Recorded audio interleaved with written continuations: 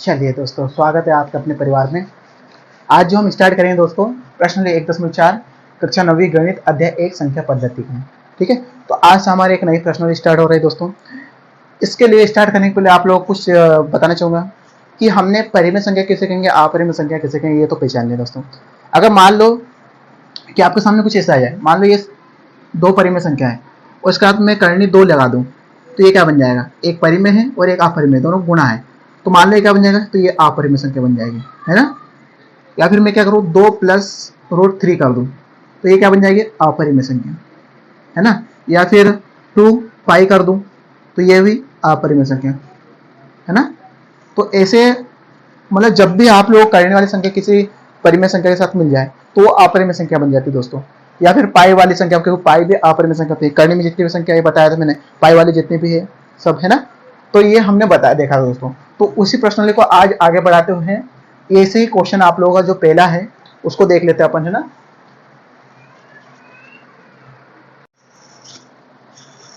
चलिए, प्रश्न 1.4 का पहला क्वेश्चन दोस्तों बहुत ही सरल है। जैसे इसके पहले मैंने आप लोग समझाया है कि जितनी भी अपरिमेय संख्या परिमेय संख्या के साथ मिल जाती है तो हमेशा अपरिमेय संख्या देती है। ठीक है, लेकिन कभी कभी क्या होता है कि जैसे यहाँ पर देखेंगे, अभी पहले ये देखते हैं। जैसे 2 माइनस करनी 5, तो करनी 5 क्या है, करनी 5 अपरिमेय संख्या है। उसके साथ मतलब 2 माइनस करनी 5 हो रहा है, तो ये क्या बन जाएगा, हमारा अपरिमेय संख्या। अभी मैंने बताया है ना। तो पहला वाला क्या बन जाएगा, अपरिमेय संख्या। ठीक है, पहले का उत्तर। दूसरा क्या हो जाएगा, अब देखो यहाँ पर आप बोलोगे सर करनी के साथ कोई संख्या जुड़ जाए तो वो अपरिमेय संख्या बन जाती है। लेकिन यहाँ थोड़ा ट्विस्ट है। क्या ट्विस्ट है, जिसको इसको सोल्व करेंगे अपन तब हमारे सामने कुछ और नजर आएगा। देखो 3 माइनस √23, फिर माइनस है -23। ठीक है, तो यहाँ क्या हो रहा है कि क्वेश्चन हमने सही उतारा ना, प्लस तो नहीं है यहाँ पर।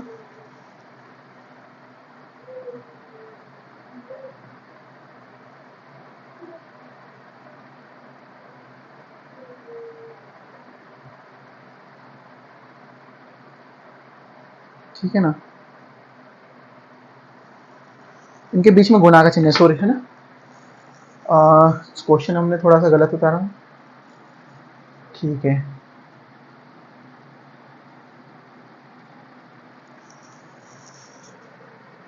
मतलब इसी का दूसरा देखिए, इसमें क्या हो रहा है, जब इसको सोल्व करेंगे अपन, यहाँ प्लस आएगा, तो ये जो माइनस करनी 23 से प्लस करनी 23 कट जाएगा, बचेगा हमारे पास 3, और 3 एक परिमेय संख्या होती है ना।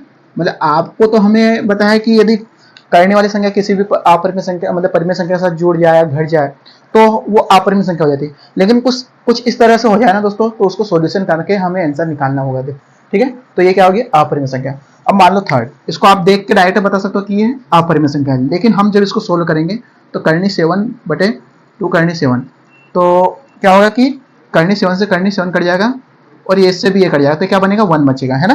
क्वेश्चन देख लेते हैं, क्वेश्चन में कोई गलत तो नहीं इसमें भी।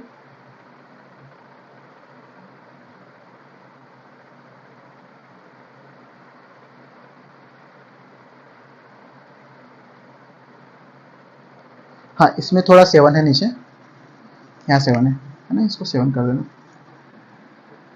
हाँ, अब देखो ये करनी 7 से करनी 7 गया, मतलब करनी 7 का हम करनी 7 में भाग देंगे तो क्या मिलेगा, मतलब कट जाएगा, तो बचेगा क्या हमारे पास 2/7, और 2/7 मतलब p/q के रूप में है, p/q के रूप में है, तो क्या होगा, तो ये बनेगा परिमेय संख्या। क्या बनेगा, परिमेय संख्या,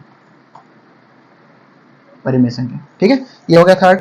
अब फोर्थ आपका है जो वो 1/2, ये तो दोस्तों अपरिमेय संख्या हो गया, क्योंकि इसको ना तो आप सोल्व कर सकते हैं ना, कोई सॉल्यूशन है ही नहीं, अपरिमेय संख्या, क्योंकि करनी में संख्या 2 है। अब इसको कभी कुछ रहता जोड़ घटाना गुणा भाग, तो हमें देखते हैं कि उसमें कभी होता तो हम करते, इसमें तो कुछ भी नहीं है, तो करनी एक के साथ करनी 2 लगा, मतलब अपरिमेय संख्या है। लास्ट वाला क्वेश्चन, ये भी अपरिमेय संख्या दोस्तों, क्योंकि पाई लगाया, पाई का मान 1.4 है ना, तो कुछ समथिंग चलते रहता है, तो ये क्या होगा, अपरिमेय संख्या, मतलब रिपीटेशन, बार बार अंक जो होता है ना उसकी बार बार पुनरावृत्ति नहीं होती है ना। क्या होगा, अपरिमेय संख्या, अपरिमेय संख्या दोस्तों। तो इसमें कुछ डाउट नहीं था, यहाँ पर देखा था हमने कि प्लस माइनस था, मतलब एक अपरिमेय संख्या परिमेय संख्या के साथ है तो वो अपरिमेय संख्या बन गई। यहाँ पर सॉल्यूशन होता है करनी 23 से करनी 23 कटर 3 बच रहा था। यहाँ करनी 7 से करनी 7 है तो 2/7 पिवट रूप में है। यहाँ पर रूट 2 है वो अपरिमेय संख्या होती है, और अपरिमेय संख्या किसी संख्या आप परिमेय संख्या के साथ भाग गुना भाग करते हैं तो वो अपरिमेय संख्या बन जाती है। पाई हमें पता है अपरिमेय संख्या है, तो उसके साथ हम एक परिमेय संख्या लग गई तो वो भी अपरिमेय संख्या बन जाती है। तो क्वेश्चन नंबर 1 में फिलहाल इतना ही है दोस्तों, है ना। बढ़ते हैं अगले क्वेश्चन की ओर, ठीक है।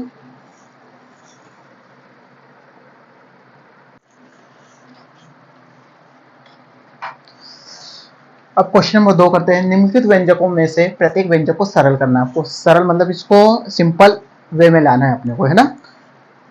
ये थोड़ा उन्होंने डिफिकल्ट दे दिया तो अपने को बोला कि सिंपल करना है, तो चलो सिंपल कर लेते हैं हम दोस्तों। तो ऐसे क्वेश्चनों को सोल्व करने का दोस्तों 2 तरीके हैं, है ना। तो अभी फिलहाल 2 क्वेश्चन देखते हैं, फिर बाकी इसके बाद क्वेश्चन देखते हैं। देखो तो करने का तरीका ये है कि आपको जब ये 2 कोष्टक इस प्रकार से मिलेंगे तो याद रखना इनके बीच में हमेशा गुणा का चिन्ह रहेगा। याद रखना हमेशा इनके बीच में गुणा का चिन्ह रहेगा। जैसे ये 2 कोष्टक है, यहाँ कुछ नहीं है, ये 2 कोष्टक है, यहाँ कुछ नहीं, मतलब तो इनके बीच में क्या रहेगा, गुणा का चिन्ह रहेगा दोस्तों। तो इसमें कुछ सवाल ऐसे है कि हम जिनको सर्वसमीका से भी सोल्व कर सकते हैं या फिर विदाउट सर्वसमीका से भी कर सकते हैं दोस्तों। तो हम जो करेंगे इसको, ये एक क्वेश्चन आपको बिना सर्वसमीका से करके बताऊंगा, बाकी क्वेश्चन सर्वसमीका से करके बताऊंगा, ठीक है। तो सर्वसमीका क्या होती है, आप लोगों ने 8वीं क्लास में पढ़ा होगा, है ना, सर्वसमीका वाले चैप्टर में। तो उसमें सर्वसमीका थी। चलो हम पहले एक क्वेश्चन कर लेते हैं कैसे करना है दोस्तों। जब भी इस प्रकार से क्वेश्चन आप लोगों को मिले कि 2 कोष्टक में कुछ संख्या मिले तो उनके बीच में, दोनों कोष्टक के बीच में हमेशा गुणा का चिन्ह रहेगा। तो उसको सोल्व करने का तरीका ये है। देखो पहला क्वेश्चन कैसे करेंगे। जो आपको पहला अंक दिख रहा है, पहला अंक क्या दिख रहा है, 3। 3 का गुणा पहले 2 में करोगे, फिर इसी 3 का गुणा करनी 2 में करोगे, हो गया पहला। उसके बाद करनी 3 का गुणा 2 में करोगे, उसके बाद करनी 3 का गुणा करनी 2 में करोगे, ठीक है। देखो करनी 3 का गुणा पहले इसमें करो तो 2 तिया 6, फिर प्लस का है तो प्लस लगा दो। 3 का गुणा करनी 2 में करो तो क्या आएगा, 3 करनी 2। आपको जो करनी में संख्या नहीं है वो जो करनी में संख्या है, जो करनी में संख्या नहीं है उसको आगे लिखना है, जो करनी में संख्या उसको पीछे लिखना है, ठीक है, ज़्यादा बेहतर रहेगा। हो गया 3 का इन दोनों में गुणा, ठीक है, इसका और इसमें गुणा हो गया, ठीक है। अब आपको क्या करोगे, इसका करोगे तो करनी 3 का पहले इसमें करो, तो करनी 3 का तो आपको पता है कि जो करनी में नहीं उसको आगे लिखेंगे, चिन्ह कौन सा है, प्लस है बीच में, तो 2√3, ठीक है। और फिर प्लस करनी 3 का करनी 6 में तो आ जाएगा करनी 6, ठीक है। समझ में आया क्या क्या। करनी 3 और करनी 2 का हम जब गुणा करेंगे तो क्या आएगा, 3 6 करनी में हो जाएगा दोस्तों। तो ये हमारा आंसर हो जाएगा, ठीक है भाई। इतना ही करना था आप लोगों को भाई, कुछ भी नहीं करना था। अब इतना क्यों करना था, देखो यहाँ पर सब अलग अलग संख्या मिलेगी। 6 ये सब करने में जुड़ेगा घटेगा कुछ नहीं। या 3 करने 2 है तो यहाँ 2 करने 3 है तो ये भी कुछ नहीं होगा। अगर मान लो कि 2 करने, जैसे मान लो 3 करने 2 है और यहाँ 2 करने 2 रहता तो जोड़ के हम कर सकते हैं दोस्तों, लेकिन करने की संख्या अलग अलग इसलिए हम उसको जोड़ नहीं सकते। और यहाँ √6 है तो इसको भी हम कर नहीं सकते दोस्तों, ठीक है। तो ये हमारा आंसर रहेगा। अब जो दूसरा है इसका आपको क्या करना है, सर्वसमीका से भी और विदाउट सर्वसमीका से दोनों से करके बताता हूँ दोस्तों, है ना। अब सर्वसमीका ये बोल रहा हूँ कि देखो सर्वसमीका एक होती है a प्लस बी का होल स्क्वायर वाली सर्वसमीका होती है a square plus B square plus 2ab। एक ये सर्वसमीका होती है। एक a माइनस बी वाली होती है a square plus B square minus 2ab, ठीक है। और एक होती है a square minus B square बराबर होती है a प्लस बी और a माइनस बी, ठीक है। तो ये इसके हिसाब से आप देखोगे कौन सी सर्वसमीका इसमें लग रही है, ठीक है। तो मैं देखूंगा कि a प्लस बोल सकते हैं a प्लस बी और a माइनस बी, मतलब ये a मतलब कितने, मतलब एक स्थान में क्या आ गया, 3 आ गया, तो 3 आ गया, यहाँ पर भी 3, यहाँ करनी 3 है तो यहाँ पर भी करनी 3। देखो यहाँ a है तो यहाँ पर a, यहाँ b है तो यहाँ पर भी सेम ऐसे ही, मतलब ये सर्वसमीका इसमें लगेगी, ठीक है। तो क्या होता है कि इधर वाले रूप में है, मतलब कि ये जो है ना हमारा भाग राइट हैंड साइड वाले रूप में है, तो हमें इधर वाले रूप में करना, मतलब a square minus B square. तो आप यहाँ a का मान क्या निकालोगे, a के स्थान पे क्या है, देखो यहाँ पर a के स्थान पे क्या है, a बराबर 3 है, b के स्थान पे क्या है, यहाँ पर करनी 3 है। तो आपको क्या करना है, ये वाला सर्वसमीका लिख के यहाँ पर a square minus B square बराबर होता है a प्लस बी और a माइनस बी। तो आपको क्या करना है, ये रूप में तो है, आपको इस रूप में नहीं उतारना है, ठीक है। तो a का मान क्या है, 3, 3 का वर्ग माइनस b का मान कितना है, √3, तो √3 का वर्ग। यहाँ क्या आ जाएगा, a का मान, a का मान आ जाएगा आपका 3 प्लस √3, ये का ही उतार दो आप, है ना, और 3 माइनस √3। तो इसको सोल्व करो तो 9 आ जाएगा, इसको सोल्व करो 3 आ जाएगा बराबर, ये तो चलते रहेगा। तो ये आपका 6 आंसर आ जाएगा दोस्तों, ठीक है। तो इसमें भी कुछ दम नहीं था, आप इसको आसानी से सकते हैं। या फिर आप डायरेक्ट कभी ये समझ में आएगा कि भाई ये रूप में है मतलब इस रूप में तो है, तो आपको इस रूप में इधर वाले भाग में कन्वर्ट करना है। तो ए का मान यहाँ डायरेक्ट देख लो 3 है और बी का मान डायरेक्ट देखो करनी 3 है, तो आप इसको डायरेक्ट कर सकते हो कि ए का मान कितना है 3, तो 3 का वर्ग माइनस बी का मान कितना है √3, तो √3 का वर्ग, इसका आएगा 9 माइनस इसका आएगा 3, तो ये हो जाएगा 6 आपका आंसर। डायरेक्ट इतना भी कर सकते हो आप, है ना, ये समझाने का तरीका था। अब बात आती है कभी इसको मैं विदाउट सर्वसमीकरण से करूँ तो कैसे करूँ, तो सेम हमने ऐसा किया था यहाँ पर, वही आपको यहाँ ऐसा करना। तो ये आंसर हम लिख लेते हैं यहाँ पर साइड में, हमारा क्या आंसर आता है 6। 6 देखते हैं विदाउट सर्वसमीकरण से आता है कि नहीं, ठीक है, तो हम इसका करके देखते हैं। चलिए, तो हम देखो मैंने क्या बताया है कि दो कोष्टकों के बीच में हमेशा क्या रहता है, गुणा का चिन्ह। तो पहले वाले, चलिए अब इसको अपन है ना बिना सर्वसमीकरण से करते हैं, ठीक है। तो सबसे पहले हमने कैसे बताया आप लोगों का, पहले वाले का इसमें गुणा, तो कितना है 3 3 9, ठीक है। अब पहले वाले का लास्ट में गुणा, तो यहाँ देखो चिन्हों का चिन्ह क्या है माइनस, तो माइनस लगा दो। 3 का गुणा करनी 3 में दो, 3 करनी 3, मैंने क्या बोला था करने वाली संख्या बाहर पीछे और विदाउट करने वाली संख्या आगे। फिर इसका हो गया, अब इसका इसमें करेंगे, तो प्लस 3 करनी 3, ठीक है, और यहाँ प्लस माइनस माइनस, है ना, यहाँ प्लस और माइनस, पहले चिन्हों को गुणा।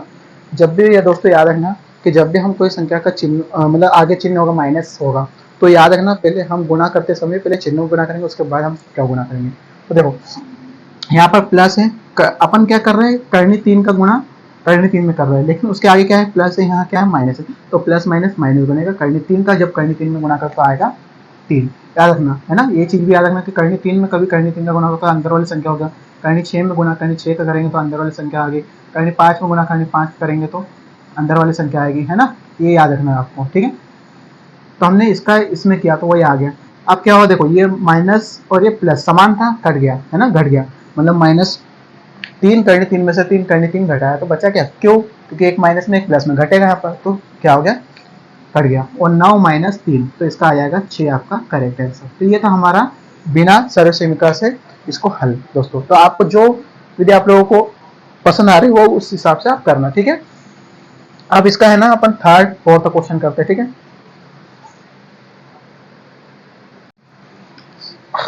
अब इसका तीसरा क्वेश्चन करते हैं और फोर्थ क्वेश्चन करते हैं दोस्तों।